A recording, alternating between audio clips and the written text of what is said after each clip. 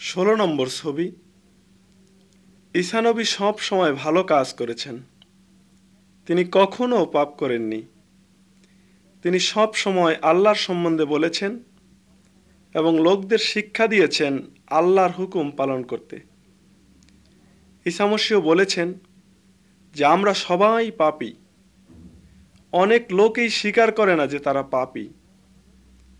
অনেকে ঈসা নবীর উপর রাগ করেছেন এবং তাকে বন্দী করেছেন। তারা ঈসা নবীকে মেরেছেন ও তার গায়ে থুথু দিয়েছেন এবং তাকে নিয়ে হাসি তামাশা করেছেন, কিন্তু ঈসা মসীহ কখনো তাদের অভিশাপ দেননি। কেন ঈসা মসীহকে এত অত্যাচার সহ্য করেছে? কেন ঈসা মসীহ এত অত্যাচার সহ্য করেছেন?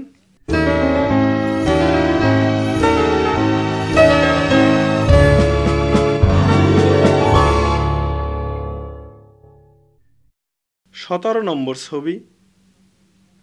লোকেরা ঈসা নবীর উপর শুধু অত্যাচার করেই ক্ষান্ত হননি, তারা তাকে ছলিবে বিদ্ধ করে মেরেছেন। সে সময় একটা প্রথা ছিল যে তারা দোষী লোককে ছলিবে বিদ্ধ করে হত্যা করত। আল্লাহ বলেছেন, ঈসা নবীর মৃত্যু হলো আমাদের পাপের জন্যে। ঈসা নবী আমাদের সবার পাপের নিমিত্তে অত্যাচার ভোগ করেছেন। আমরা সত্যিকার যদি আমাদের পাপ স্বীকার করি এবং পাপের পথ থেকে ফিরে আসি, তাহলে আল্লাহ নিশ্চয়ই আমাদের পাপের ক্ষমা দেবেন। আপনি কি পাপ করেছেন? আপনি কি পাপের ক্ষমা চান? যদি আপনি পাপের ক্ষমা চান, তাহলে ঈসা মসীহের উপর ঈমান আনুন।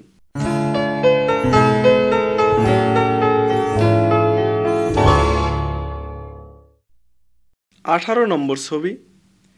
ঈসা নবীর মৃত্যুর পর তার সাহাবীরা তার মৃত্যুদেহ কবর দিলেন। তারা কবরের উপর একটা বড় পাথর রেখে কবরের মুখটা বন্ধ করে দিলেন। ৩ দিন পরে মরিয়ম এবং তার বন্ধুরা কবরের কাছে এলেন, কিন্তু ঈসা নবী তখন কবরে ছিলেন না। একজন ফেরেশতা তাদের দেখা দিয়ে বললেন, ঈসা নবী জীবিত হয়ে উঠেছেন, তিনি এখানে নেই। আজও ঈসা মসীহ জীবিত রয়েছেন। যদি আমরা মোনাজাতের মাধ্যমে তাকে ডাকি, তিনি আজও শুনছেন।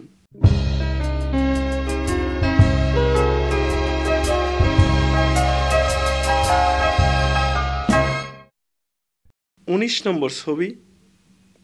ঈসা নবীর পুনরুত্থানের পর অনেক লোকেরা তার সাথে কথা বলেছেন এবং অনেক লোকেরা তাকে দেখেছেন, কিন্তু থোমা বললেন, আমি যে পর্যন্ত না ঈসা নবীকে নিজ চোখে দেখব এবং তার ক্ষতস্থানে হাত দেব, সে পর্যন্ত কোনো মতেই বিশ্বাস করিব না।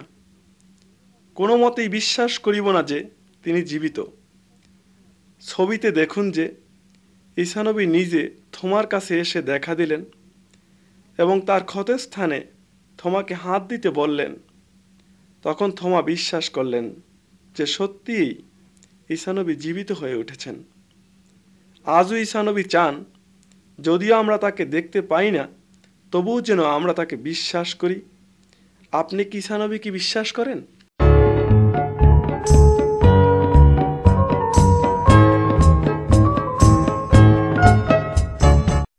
২০ নম্বর ছবি।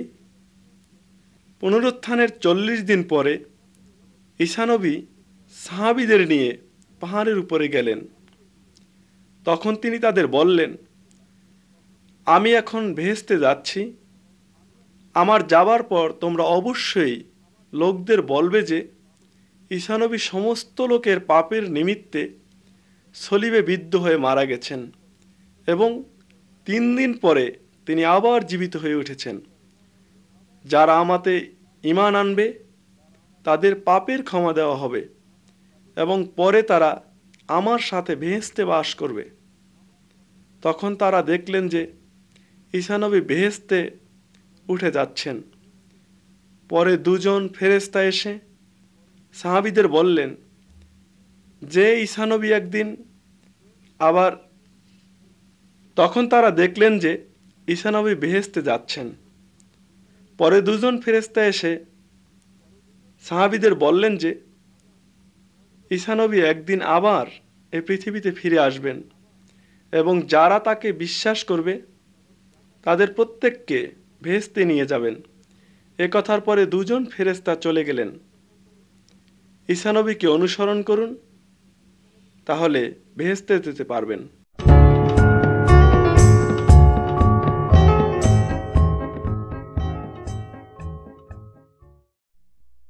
21 নম্বর ছবি।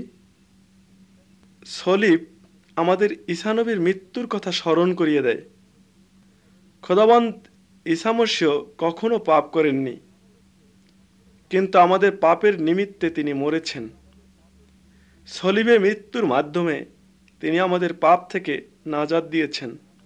তিনি মৃত্যুর পরে আবার জীবিত হয়ে উঠেছেন। বর্তমানে যারা তাকে অনুসরণ করে বা তাকে বিশ্বাস করে, ঈসা নবী তাদের প্রত্যেককে নাজাত করেন বা রক্ষা করেন। যখন আমরা আমাদের পাপের জন্য তওবা করি, তখন তিনি আমাদের পাপের ক্ষমা দিয়ে থাকেন, আর তখনই শুধু আমরা আল্লাহর সাথে বেহেশতে বাস করার অধিকার পেয়ে থাকি।